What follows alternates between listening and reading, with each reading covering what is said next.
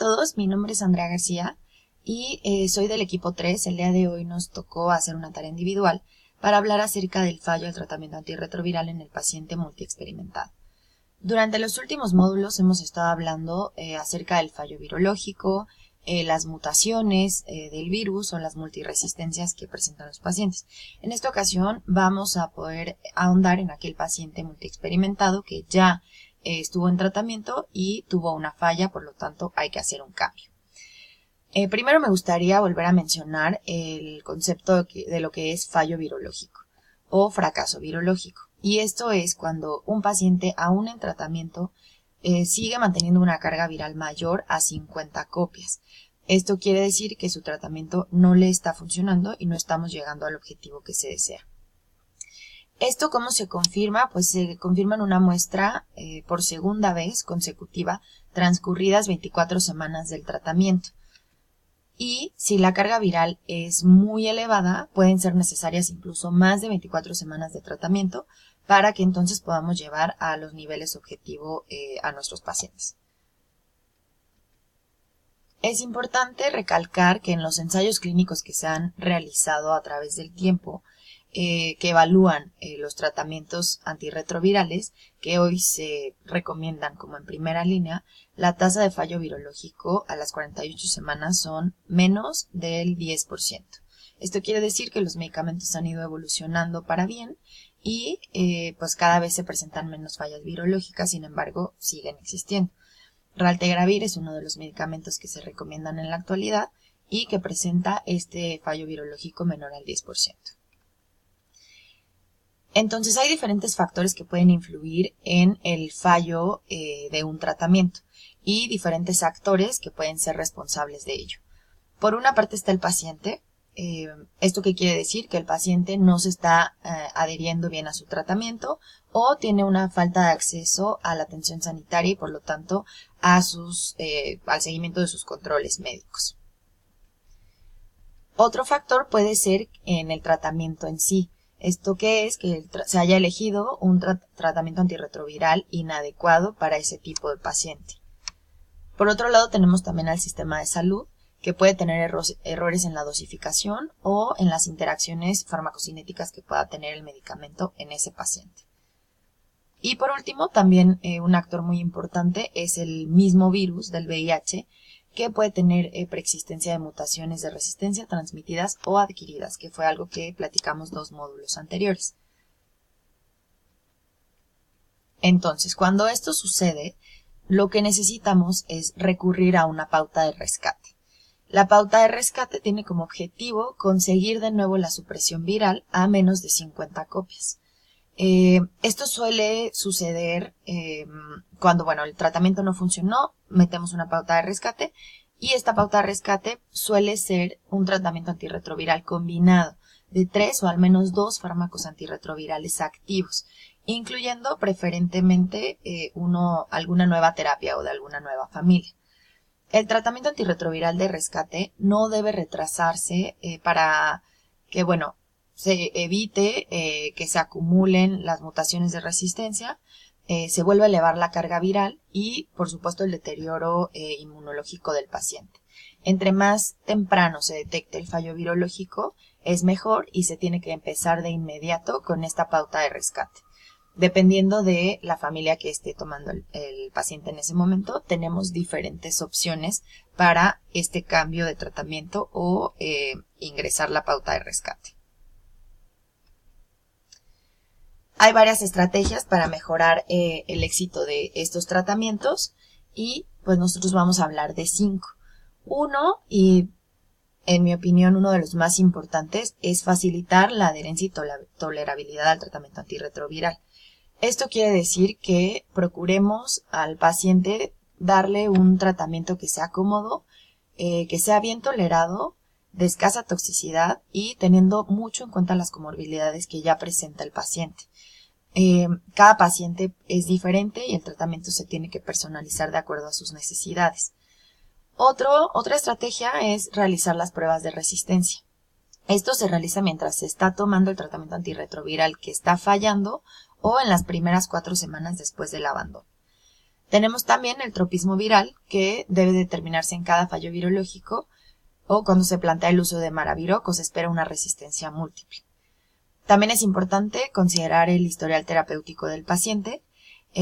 Esto significa identificar perfectamente los fármacos antirretrovirales que no se han tolerado a lo largo de la historia de este paciente o con los que ha tenido fallas virológicas o fármacos con barrera genética baja. Y por último, que es el que sí vamos a dejar al final como último recurso y para ciertos pacientes, es la monitorización de la concentración plasmática de fármacos. Esto puede ser también por sospecha de mala adherencia, que el paciente tenga una mala absorción o que el paciente tenga un peso extremo o pacientes con insuficiencia renal o hepática. Ahora, tenemos 3 escenarios clínicos del fracaso virológico. Tenemos fracaso virológico con viremias bajas, fracaso virológico precoz y el tema que vamos a ahondar un poco más en este caso, que es el fracaso virológico avanzado. ¿Qué significa el fracaso virológico avanzado? Cuando hablamos de esto significa que es un paciente que ha fracasado a varias líneas de tratamiento antirretroviral y presenta mutaciones de resistencia a 2 o más familias de fármacos antirretrovirales. Para esto tenemos varias familias o esquemas que pueden ser utilizados. A lo largo del tiempo se han hecho estudios para evaluar las alternativas que tienen este tipo de pacientes multiexperimentados y primero tenemos la familia de los inhibidores de proteasa. Hay 2 estudios que comprueban que Darunavir fue superior al resto de los inhibidores de proteasa y que puede ser incluido en la mayoría de las pautas de rescate. Estos 2 estudios son el POWER y el TITAN, que muestran que un 50% de los pacientes alcanzó la carga viral indetectable en la semana 48. Esta puede ser una alternativa. Otra familia que tenemos es los inhibidores de la transcriptasa inversa, análogos de nucleósidos. Este esquema nos habla de que la adición de este tipo de familias, inactivos o parcialmente activos, a la pauta con 3 fármacos antirretrovirales no aumenta la eficacia.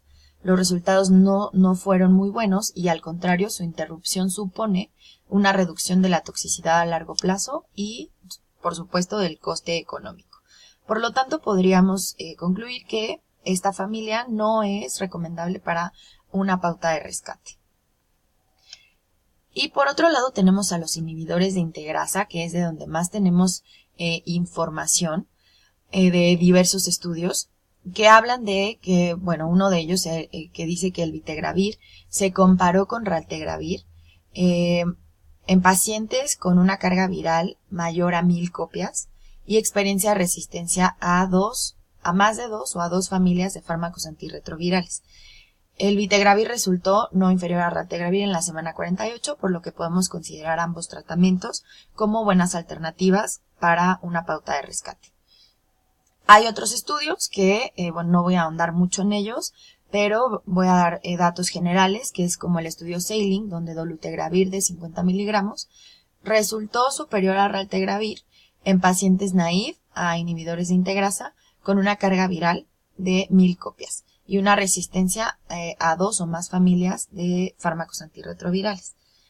Por otro lado, otro estudio llamado Viking se analizó igual la eficacia de dolutegravir en pacientes con resistencia previa a raltegravir en la semana 24 y resultó que el 41% de los pacientes y el 41% de un grupo y 75% de otro grupo tenían una carga viral menor a 50 copias.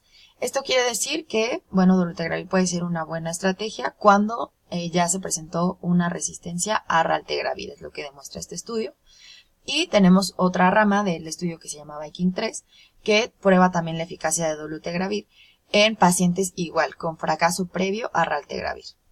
Estos estudios nos muestran que, la familia de inhibidores de integrasa es una buena alternativa para las pautas de rescate y, podemos utilizar dolutegravir cuando ya hubo alguna resistencia a nuestra primera alternativa, que es raltegravir. Y por otro lado está la familia de nuevos fármacos, que son fármacos que están todavía en estudio, como fostemsavir, ibalizumab y PRO 140. Los últimos dos son anticuerpos monoclonales. Uno bloquea el receptor de los CD4 y el otro bloquea los CCR5. Estos nuevos fármacos o estas nuevas familias probablemente en un tiempo puedan ser las mejores alternativas para una pauta de rescate de un tratamiento combinado. Obviamente siempre incluir, si recordamos que lo vimos en slides anteriores, hay que incluir un fármaco de este tipo, de nuevas familias. Y bueno, por último, quisiera dejarles estas tablas que resumen de una manera muy práctica los estudios diferentes que se han hecho para las pautas de rescate con pacientes de fallo virológico avanzado. Aquí, bueno, me gustaría recalcar del estudio Benchmark que habla de raltegravir, que es para pacientes con opciones limitadas, es superior a placebo, el raltegravir, y cuando se asoció a darunavir, la eficacia fue del 98%. Estamos hablando de casi un 6% de los pacientes que respondieron a este tratamiento de rescate. Y es muy importante que la seguridad de raltegravir es también algo que se debe de tomar en cuenta y presenta una barrera genética baja. Si recuerdan, también vimos en diapositivas anteriores que es importante la parte de contar con un medicamento con una barrera genética baja. Y tenemos los demás estudios, donde también me gustaría recalcar que la eficacia de darunavir combinado con otro fármaco y raltegravir es muy alta para pacientes con pocas opciones, y la mediana de células CD4 se incrementó en 108 células. La incidencia de efectos adversos no es tan significativa como podría ser con cualquier otra combinación de fármacos. Esto nos lleva a concluir que, bueno, tenemos diversas opciones de pautas de rescate, pero estas pautas se deben adecuar, depende de cada tipo de paciente.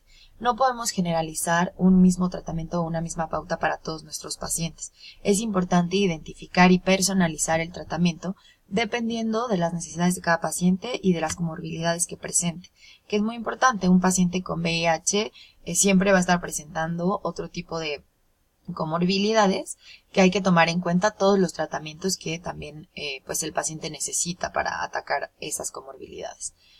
Entonces, como lo vimos en slides anteriores, es muy importante facilitar la adherencia y la tolerabilidad, que tiene que ser un tratamiento antirretroviral cómodo, bien tolerado, de escasa toxicidad y teniendo en cuenta estas diversas enfermedades.